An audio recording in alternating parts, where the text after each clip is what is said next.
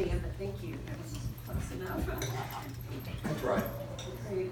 Good evening. I usually speak at the TCA Board of Directors meetings against toll road plans that will destroy San Clemente or San Juan Capistrano, or about First and Fourth Amendment violations that we experienced due to the TCA at the public forum in 2017.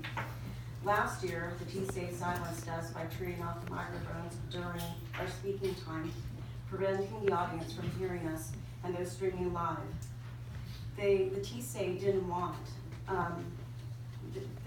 people to hear what the letter from Mr. Johnson, the OCTA CEO, wrote to Mr. Freeman. Mr. Johnson addressed that the information that the TCA provided to the Senate Transportation and Housing Committee appeared to be out of context or potentially misleading and overlook the regional planning process that underscores the benefits of a multimodal approach to help meet future population, housing, and employment growth needs. Additionally, this letter stated that TCA has no authority to study the options since the OCTA has been actively planning and delivering effective traffic solutions for more than 30 years.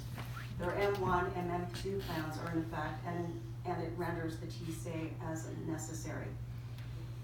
Tonight, I'm speaking about the TCA plans about adding 4 additional lanes to the I-5, rendering El Camino, Riel, and Avenida del Presidente basically into one-way streets.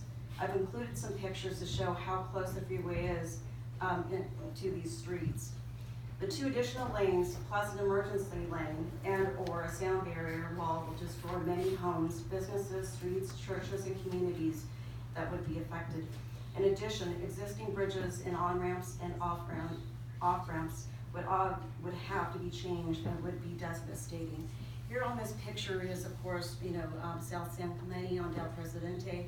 And if you see the emergency lane there to your left, basically that would be that 1 additional lane.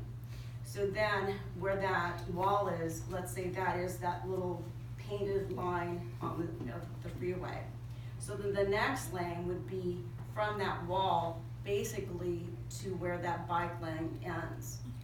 And then the emergency lane, if there is one, that would be that street going north on Del Presidente. So basically, we really don't have that much space.